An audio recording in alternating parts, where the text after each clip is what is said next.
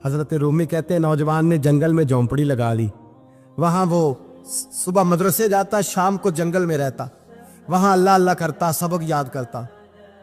एक दिन बादशाह की बेटी रास्ता भूल गई, जंगल में आई सहेलियों के साथ, बॉडीगार्ड भी साथ थे पर रास्ता भूल गई।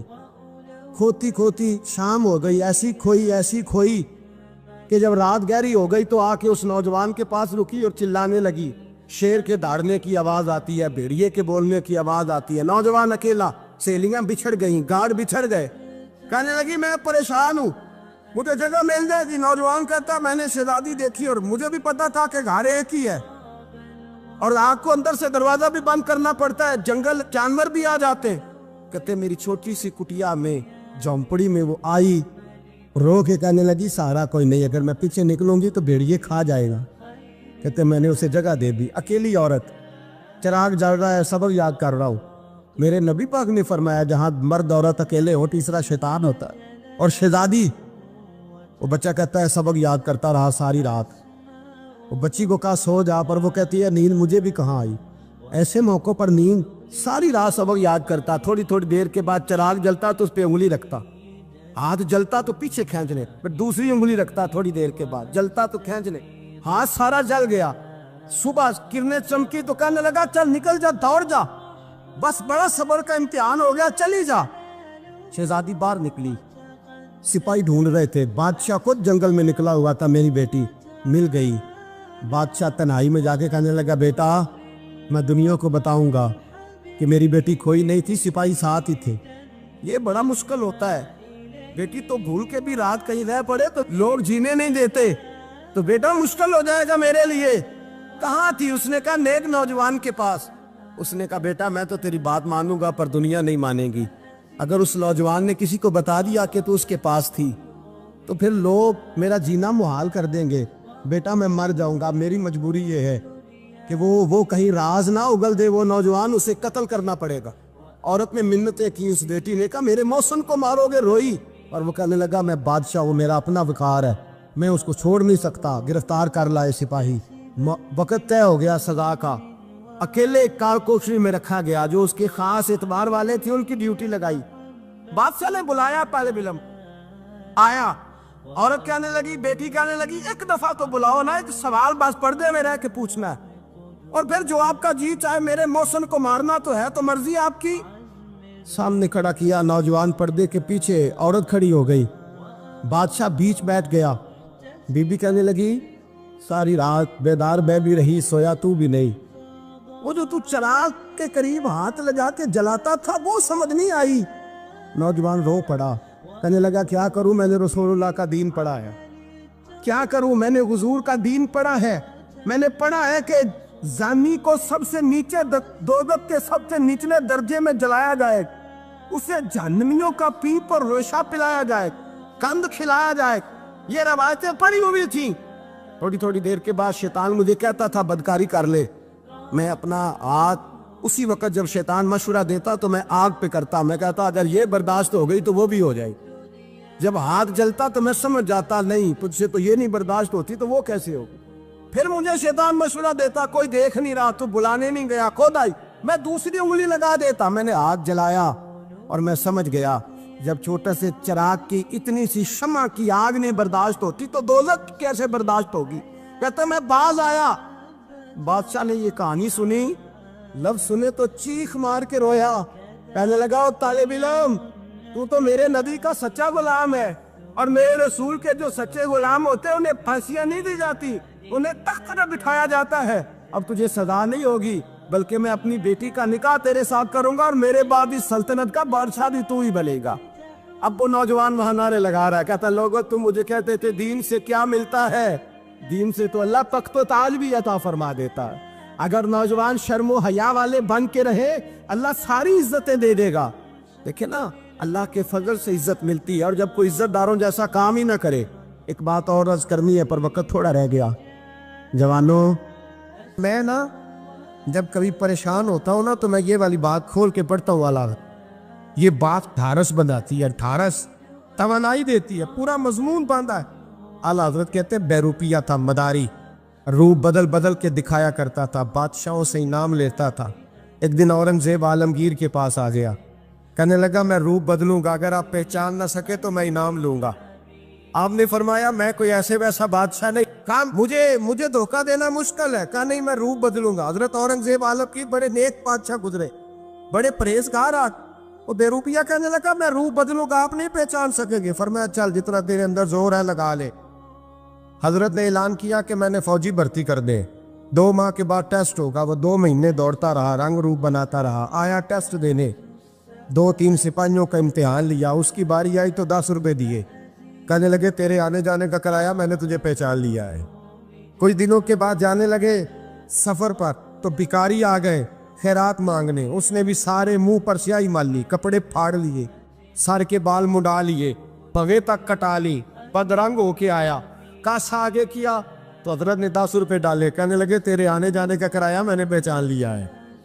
کچھ دن گزرے تو ٹیچر کی ضرورت تھی، اس نے مونچھیں بڑی کر لی، داڑھی نکلی لگا لی، سر پہ جنا کیپ پہن لی، ایک شیروانی لے لی اور ہاتھ میں چھڑی پکڑ کے آیا، کہنے لگا میں استاد ہوں، 2-4 بندوں کا امتحان لیا، اس کی باری آئی تو 5 روپے دیے، 10 روپے دیے، کہا تیرا کرایہ میں نے پہچان لیا۔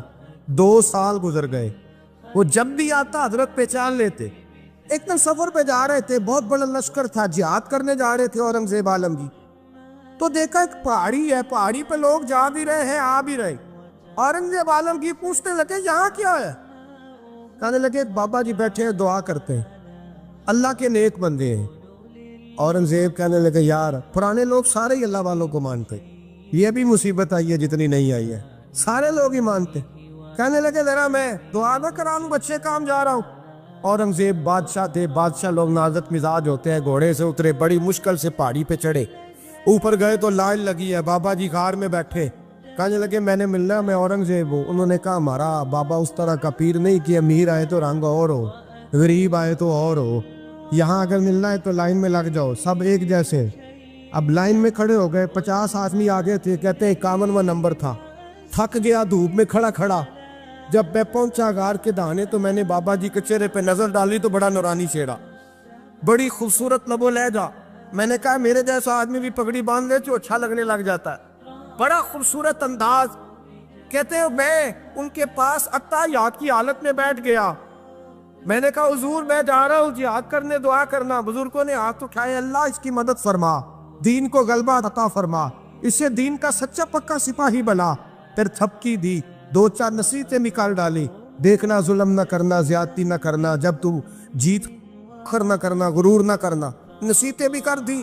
کہتے ہیں اب جب میں اٹھا تو 2-4 دینار بطور نذرانہ مسلح کے نیچے رکھے، اور الٹے قدم جب میں غار سے اترا انہوں نے رومال جھاڑا اور اٹھ کے کھڑے ہو گئے، کہنے لگے آج نہیں تو نے پہچانا، آج نہیں تو نے پہچانا، میرا انعام بنتا ہے، آج نہیں پہچانا، لا پیسے۔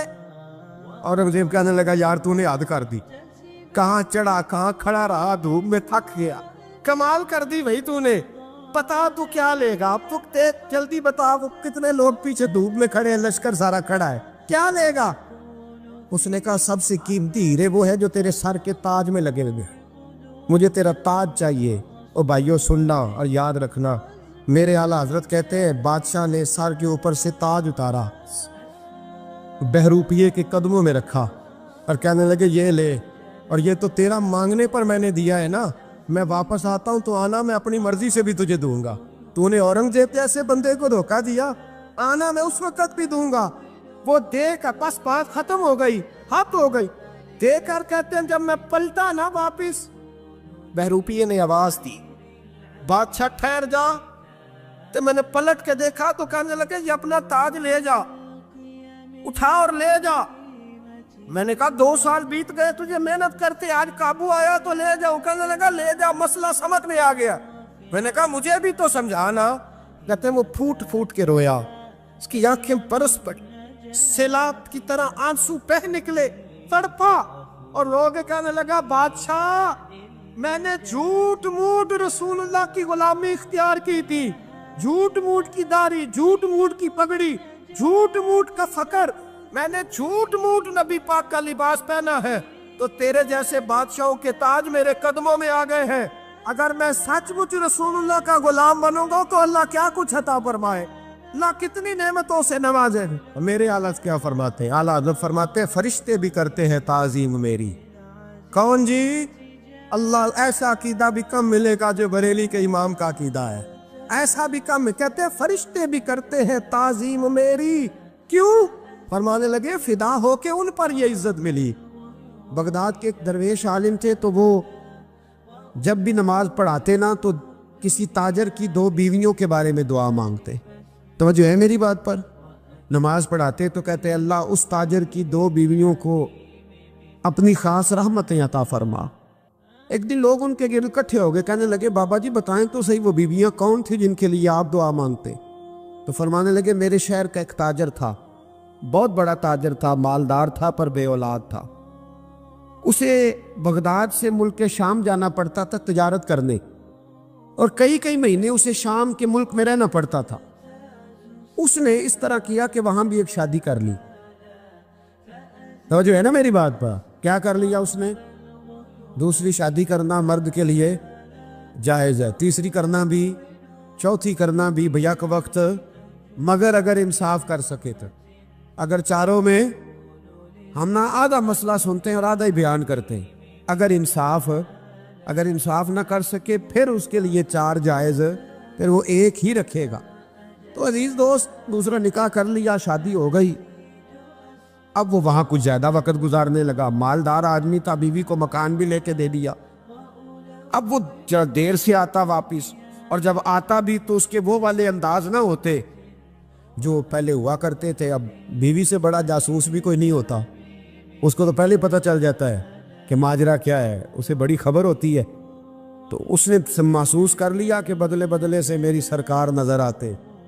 وہ کہنے لگی اب کہ جب آتا جاتا ہے تو اس کے حالات کچھ بدلے سے ہیں، ماحول کچھ اور ہے.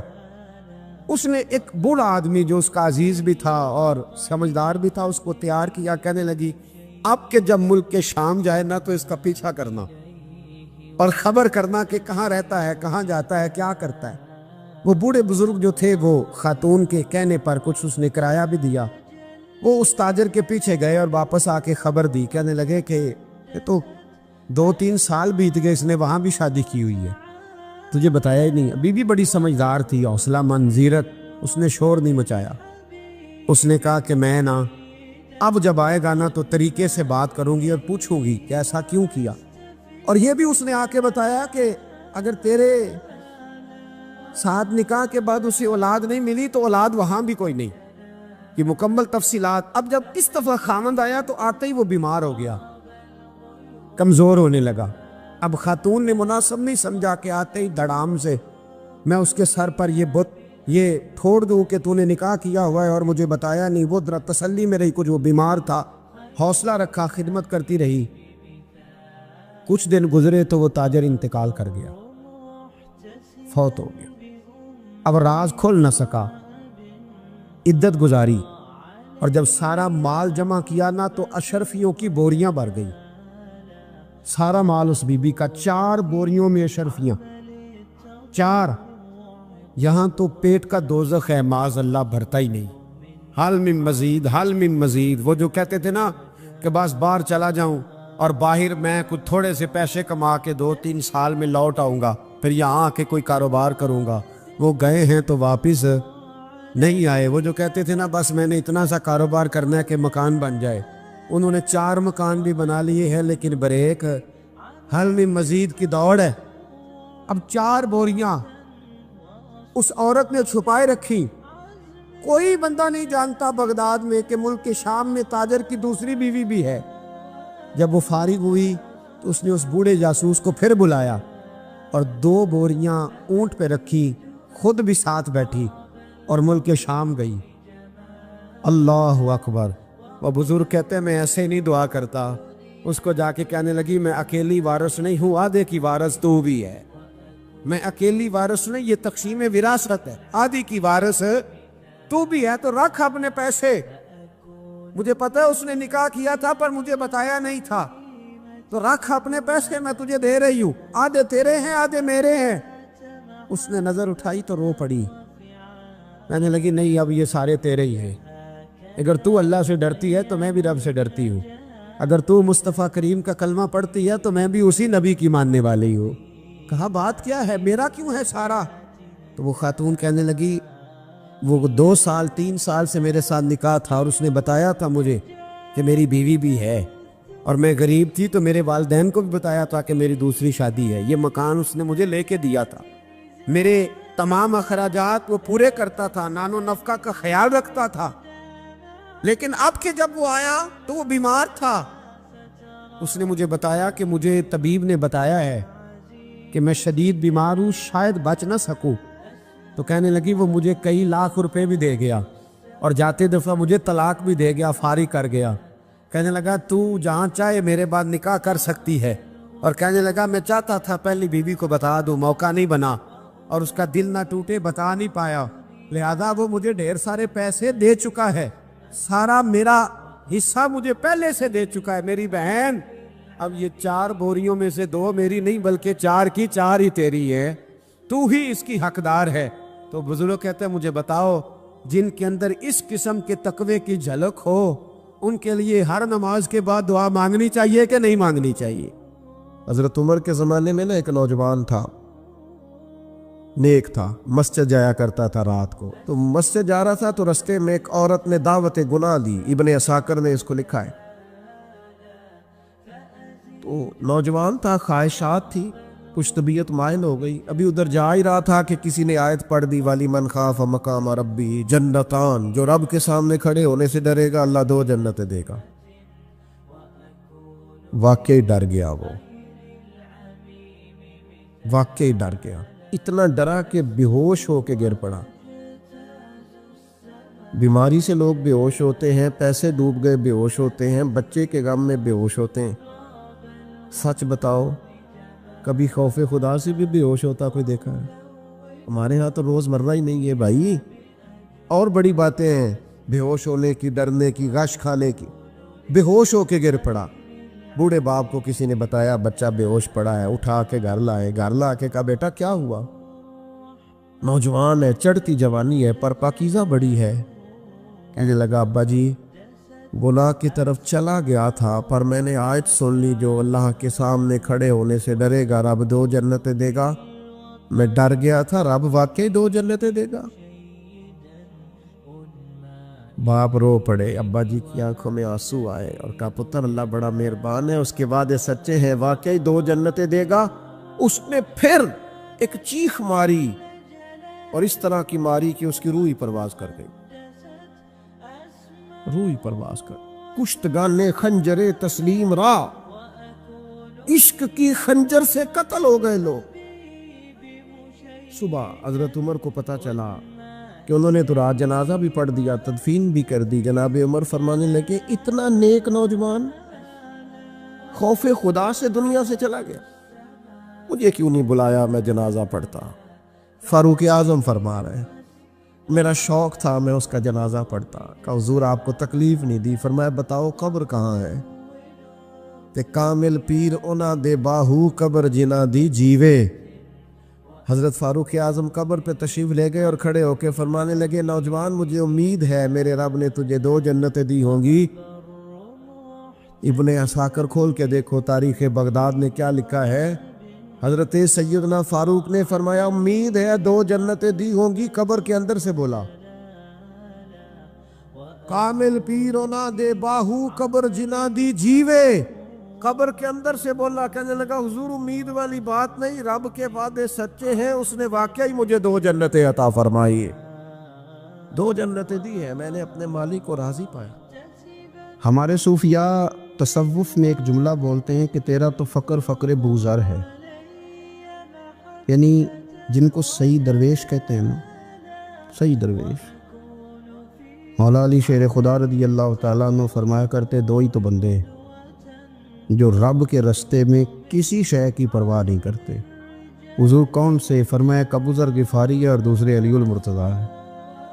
مولا علی فرمایا کرتے یہ نا مسلمانوں میں سے 4تھے یا 5ویں مسلمان ہیں، شروع سے ایک سلیم الطبع آدمی، کچھ لوگ طبعاً بڑے نفیس ہوتے ہیں، طبعاً اللہ کی طرف سے شروع سے ہی ان کا جو قبیلہ تھا بنو غفار وہ رہزنی کرتا تھا، لوگوں کو لوٹ لیتا تھا۔ شروع میں یہ کام کیا، لیکن جب کچھ لوگوں کی چیخیں کانوں میں گئیں تو چھوڑ دیا، فرمایا نہیں یار طبیعت نہیں مانتی۔ اور نبی پاک کا کلمہ پڑھنے سے پہلے ہی بتوں کی پوجا چھوڑ کے رب کی عبادت شروع کر دی۔ لوگ پوچھا کرتے تھے آپ عبادت تو کرتے تھے پر منہ کدھر کرتے تھے؟ فرماتے تھے جدھر وہ کرا لیتا تھا کر لیتے تھے۔ کسی نے انہیں بتایا کہ مکے میں ایک شخص ہیں جنہوں نے اعلان نبوت کیا ہے، آپ کی طرح کی باتیں کرتے ہیں۔ انہوں نے اپنے بھائی کو بھیجا، ان کا نام انیس تھا، پتہ کر کے واپس آئے، بھائی کہنے لگے ابو ذر، ان کا نام جندب ہے، اصل میں زر ان کے بیٹے کا نام ہے اور کنیت سے زیادہ معروف ہیں، ابو ذر غفاری کہلاتے ہیں۔ فرماتے ہیں کہ بھائی نے آ کے بتایا کہ وہ نیکی کا حکم دیتے ہیں، برے کاموں سے منع کرتے ہیں، صلہ رحمی کا پیغام دیتے ہیں، لیکن لوگ سارے مخالف ہیں۔ یہ چیز بھی بڑی کاؤنٹ ہوتی ہے، اسے نہ کاؤنٹ کیا کریں۔ لوگوں کی ترجیحات بدلتی ہیں، صبح کچھ، دوپہر کچھ، شام کچھ، اسے نہ کاؤنٹ کریں۔ انہوں نے اس بات کو کاؤنٹ کر کے بتایا کہ لوگ ان کے جو ہے نا وہ مخالف ہیں سارے۔ تو حضرت ابو ذر غفاری کہنے لگے مجھے تسلی نہیں ہوئی، میں خود جا کے پتہ کروں گا۔ کہتے ہیں مکہ شریف آیا تو کسی ایسے آدمی سے پوچھ بیٹھا، میں تو کچھ اور سمجھا تھا، وہ کچھ اور نکلا۔ مکے والوں نے بڑا مارا۔ مکے پہنچ کے پہلی جو چیز ملی وہ مار کھانے کی تھی۔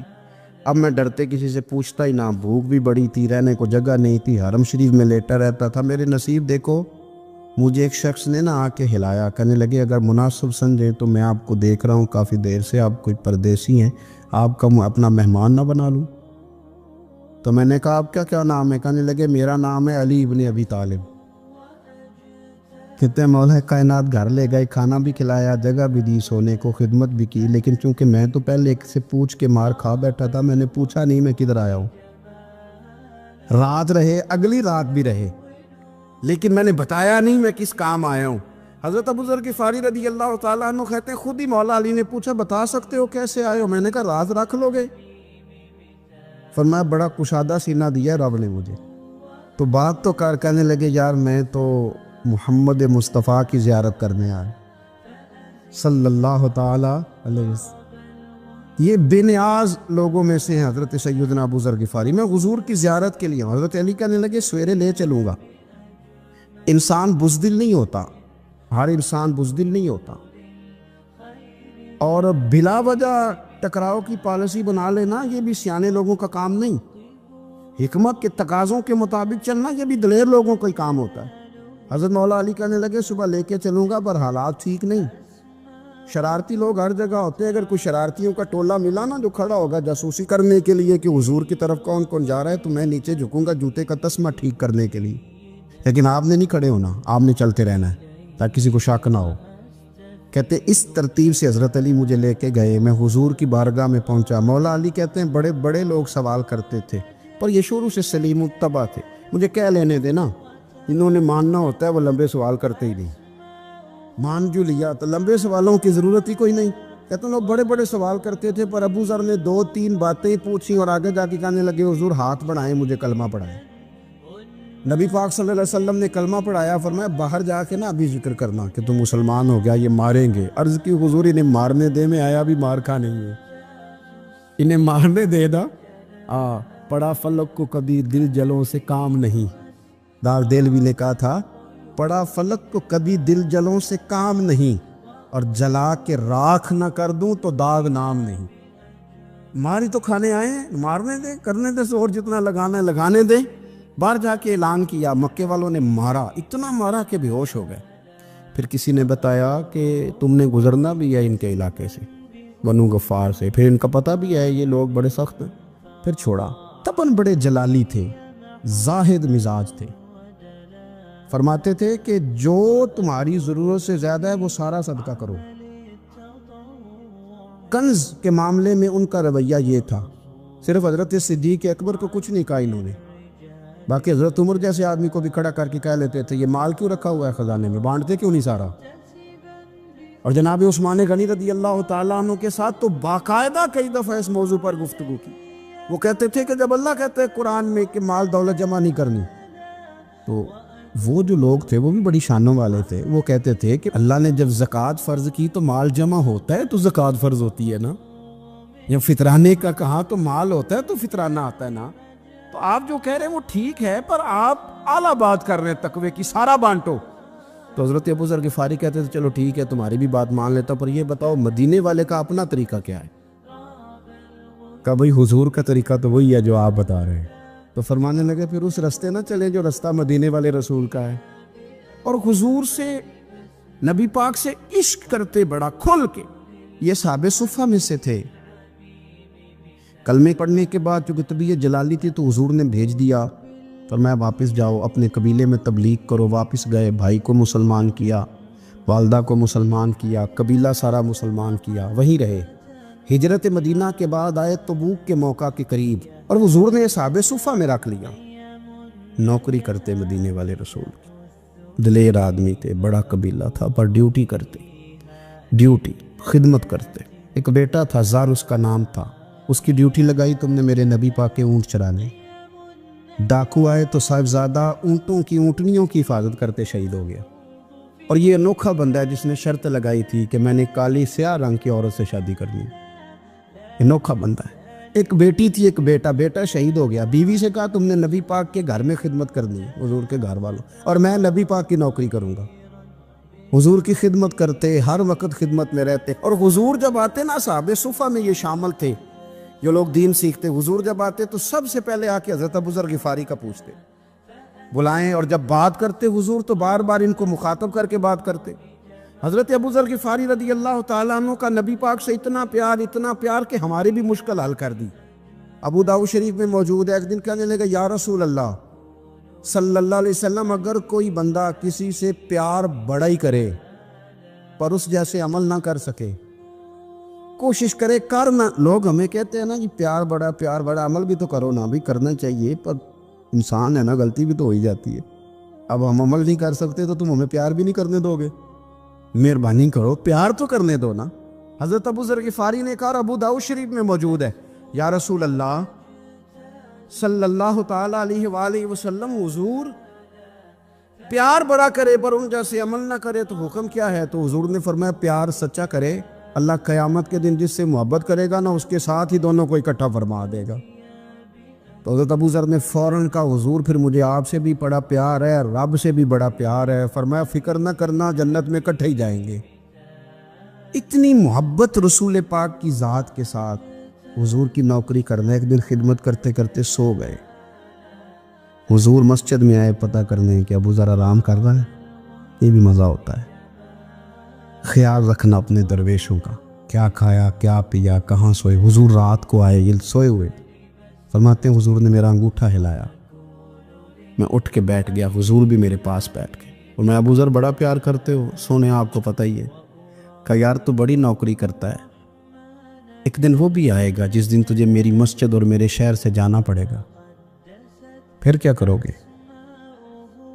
تو عرض کی حضور کسی کی طاقت ہے مجھے آپ کے شہر سے نکالے؟ میں تلوار نکال لوں گا. نبی پاک نے فرمایا تلوار نہ نکالنا، جہاں تمہیں بھیجا جائے چپ کر کے چلے جانا. حضور کب تک؟ فرمایا جب تک اللہ تیری اور میری ملاقات نہیں کرا دیتا، یعنی وصال تک.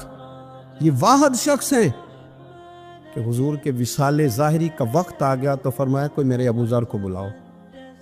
جب یہ آئے تو حضور لیٹے ہوئے تھے، یہ جھکے نبی پاک کی طرف، حضور میں حاضر ہو تو حضور نے پکڑ کے سینے کے ساتھ لگا لی. میرے رسول پاک صلی اللہ علیہ وسلم کی خدمت میں ایک دفعہ عرض کرنے لگے حضور مجھے صوبے کا گورنر بنا دے. تو نبی پاک نے فرمایا ابو ذر میں عہدے پسند نہیں کرتا، تو تمہیں بھی میں کہتا ہوں عہدہ نہ لینا، تمہیں بھی کہتا ہوں عہدہ نہ لینا. فرمایا ابو ذر میں جو چیز اپنے لیے پسند کروں گا تمہیں بھی اسی کا مشورہ دوں گا. تم بندے اچھے ہو پر یہ کام تمہارے بس کا نہیں ہے. بڑے زاہد آدمی. میرے رسول کریم صلی اللہ تعالیٰ علیہ وآلہ وسلم نے ان کے بارے میں فرمایا جس طرح نبیوں میں حضرت عیسیٰ علیہ السلام ہوئے. حضرت عیسیٰ دیکھیں نا، انبیاء میں اللہ تعالیٰ نے ہر قسم کی عظمت نبیوں کو دی. جناب سلیمان علیہ السلام کا تو تخت بھی ہوا میں اڑتا تھا، جن تک تابع دار تھے. اور نبیوں میں حضرت عیسیٰ بھی ہیں جن کے پاس گھر بھی کوئی نہیں، شادی بھی کوئی نہیں کی، اینٹ سرانے رکھ کے تکیہ بناتے. ایک ان کے پاس کنگھی تھی اور ایک پیالہ تھا. دیکھیں جو بندہ نیک ہو نا وہ بھی نیک ہیں, اللہ کے نبی ہیں. آپ اپنا تقوی مسلط نہیں کریں گے, جو وہ کر رہے ہیں وہ بھی مخلص ہو کے کر رہے ہیں. حکومتیں جو چلانی ہیں تو وہ کس نے چلانی ہے؟ اگر نیک بندے نہیں آئیں گے تو غلط لوگ آئیں گے, قوموں پہ ظلم کریں, وہ بھی اپنی جگہ ٹھیک ہے. لیکن یہ جو کر رہے ہیں یہ بات بھی اپنی جگہ بالکل ٹھیک ہے. ہم پتہ کیا کرتے ہیں, ہم چیزوں کو مسلط کرتے ہیں, ایک دوسرے پر مسلط نہیں کرے چیزوں کو. آپ جو کر سکتے ہیں, جو رستہ آپ کو صحیح لگتا ہے اختیار کر لیں. یہی تو ہمارے دین کا حسن ہے کہ سارے رستے واضح کر کے ہمیں دکھاتا ہے. حضرت عیسیٰ علیہ السلام نے ایک دن دیکھا کہ ایک بندہ نا انگلیوں کے ساتھ اپنے بال سیدھے کر رہا ہے, تو آپ نے فرمایا یار کنگھی کے بغیر بھی کام چل سکتا ہے. کنگھی بھی خیرات کر دی. دیکھا ایک بندہ ہاتھ کا تکیہ بنا کے لیٹا ہے, تو فرمایا اینٹ بھی دے دو, کسی کے کام آ جائے. ایک دن دیکھا کہ ایک بندہ نا یوں چلو میں پانی پی رہا ہے, فرمایا پیالہ بھی رہنے دو, اس کے بغیر بھی کام چل ہی جاتا ہے. جناب عیسیٰ کا یہ زہد تھا. میرے نبی پاک علیہ السلام نے فرمایا جس نے جناب عیسیٰ کا زہد دیکھنا ہو وہ میرے ابو ذر غفاری کو دیکھے. ان کو دیکھے, یہ دنیا میں جناب عیسیٰ کے زہد کے مطابق چلتے پھرتے ہیں. ساری زندگی دولت کو, مال کو پسند نہیں کیا. جہاں رہتے تھے ایک گورنر صاحب نے 300 دینار تحفے میں بھیجے. تو ایک ہوتا ہے نا بندہ کہتا ہے نہیں نہیں ضرورت نہیں. اور حضور سید عالم صلی اللہ علیہ وسلم نے حضرت عمر سے فرمایا تھا جو خود بخود آ جائے وہ قبول کر لو اللہ کی طرف سے. لیکن ان کا رنگ فقیری والا تھا اور تھوڑا انوکھا تھا. 300 دینار آئے تو فرمانے لگے اسے جا کے کہو تمہیں کوئی اور بندہ نہیں ملا دھوکہ دینے کے لیے, میرے گھر ہی مال بھیج دیا ہے. فرمانے لگے میرے پاس گدھا ہے سواری کرنے کے لیے, میرے پاس بکریاں ہیں دودھ پینے کے لیے, میرے پاس ایک چادر اضافی ہے سامان میں سے, میں تو ڈرتا ہوں کہ رب کہیں اس چادر کے بارے میں سوال نہ پوچھ لے, اور تم ہو کہ میرے پاس یہ لے کے آئے ہو. حضرت عثمان غنی کے پاس جا کے کہا کرتے کتنا لوگوں کے پاس پیسہ آ گیا ہے, ہر بندے کے گھر میں مال ہے, یہ کیا ہو رہا ہے, لوگوں سے کہیں خرچ کریں غریبوں پہ. تو عثمان غنی فرمانے لگے تمہیں تو خوش ہونا چاہیے کہ میرے دور میں لوگ خوشحال ہو گئے. آپ فرمانے لگے نہیں, وہ والا رنگ زیادہ بہتر ہے جو مدینے والے نے اختیار فرمایا, کیونکہ کچا رنگ للاری والا چڑھدا تے لیندا رہندا عشق تیرے دا رنگ محمد, جدوں چڑھ جائے پھر نہیں لیندا. آپ کی طبیعت کے اندر دولت سے بیزاری. حضرت ابو درداء, حضرت ابو موسیٰ اشعری, حضرت ابو ہریرہ رضی اللہ تعالی عنہ, یہ سمجھ لیں ان کے کلاس فیلو تھے, ان کے ساتھ پڑھا تھا انہوں نے. حضرت ابو ذر غفاری ان پر بھی جلال کرتے. آپ یقین کریں کہ طبیعت نا ایسے کیف میں آ گئی ان کو پڑھ کے. ان کو پڑھا جب کچھ دنوں سے تو کچھ انوکھا, یہ انوکھی وجہ ہے, سارے زمانے سے نرالے ہیں. یہ بندے کون سی بستی کے یار اب رہنے والے ہیں, یہ کس طرح کے لوگ ہیں, کیا سوچ ہے. حضرت ابو درداء رضی اللہ تعالیٰ عنہ کے گھر کے قریب سے گزرے تو حضرت ابو درداء مکان بنا رہے تھے. کیا جملہ کہا, تڑپ گئی روح. فرمانے لگے ابو درداء تجھ سے مجھے یہ امید نہیں تھی یار. فرمایا کیا ہوا؟ فرمانے لگے اب تیرا مکان بنانے کے لیے بھی اللہ کے بندوں کی پشتوں پر اینٹیں رکھی جائیں گی. تیرا مکان بنانے کے لیے رب کے بندوں کی پشتوں پر اینٹیں تیرے لیے. حضرت ابو درداء نے گردن جھکا لی. فرمایا یار جہاں تو ہے نا تو بالکل ہی ٹھیک کہتا ہے. کیوں؟ میرے نبی پاک صلی اللہ علیہ وسلم نے فرمایا اس زمین کے اوپر اور آسمان کے نیچے ابو ذر غفاری سے سچا بندہ کوئی نہیں, ان سے زیادہ سچا کوئی نہیں. فرمایا تو ٹھیک کہتا ہے یار, صحیح کہتا ہے. حضرت ابو موسیٰ اشعری رضی اللہ تعالیٰ عنہ کو گورنر بنا دیا گیا عراق کا. اب حضرت ابو موسیٰ اشعری صحابہ میں ایک بڑے جلیل القدر صحابی ہے, اور ان کی عظمتیں, رفتیں, بلندیاں کیا کہنا, بڑی گہری دوستی تھی. لیکن جب وہ گورنر بن گئے نا تو آپ نے فرمایا بس بھئی اب تو نے عہدہ لے لیا ہے, یہ بندے کو ٹھیک نہیں رہنے دیتی تھی, اب تو عہدے میں چلا گیا.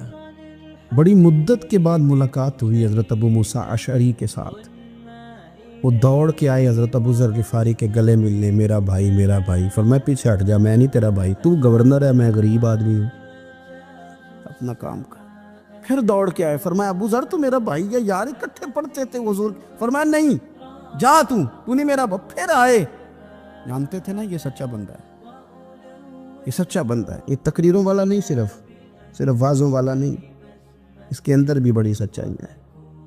قریب آئے, آ کے کہا یار تو میرا بھائی ہے, میرے سینے لاگ. فرمانے لگے تو تیسری بار آیا ہے, مومن ہے, میں منہ نہیں موڑ سکتا, پر پہلے مجھے بتا گورنر بننے کے بعد تو نے مکان کتنے بنائے, باغ کتنے لگائے, چکیاں کتنی لگائی, کتنے تو نے چیزیں بنائی ہیں, پہلے بتا. تو ابو موسیٰ اشعری نے ان کا ہاتھ پکڑا, رونے لگے, کہنے لگے جس محبوب سے تو نے تربیت لی ہے میں بھی انہی کا نوکر ہوں, جن کپڑوں میں میں راگ گیا تھا میرے ہاتھ بھی وہی ہیں. یار کیا بات کرتا ہے تو, میرے وہی ہیں. مجھے بتا اگر یہ عہدے خدمت کے ہم نہیں لیں گے تو پھر کیا ظالموں کو دیں گے, غیروں کو دیں گے؟ نہ کر, کچھ نہیں بنایا. حضرت سیدنا ابو موسیٰ اشعری رضی اللہ تعالیٰ عنہ روئے, اور جب کہا نا کوئی شے نہیں میرے پاس, تو فرمایا اچھا چل آ جا پھر سینے لگ جا, تو واقعی میرا بھائی ہے.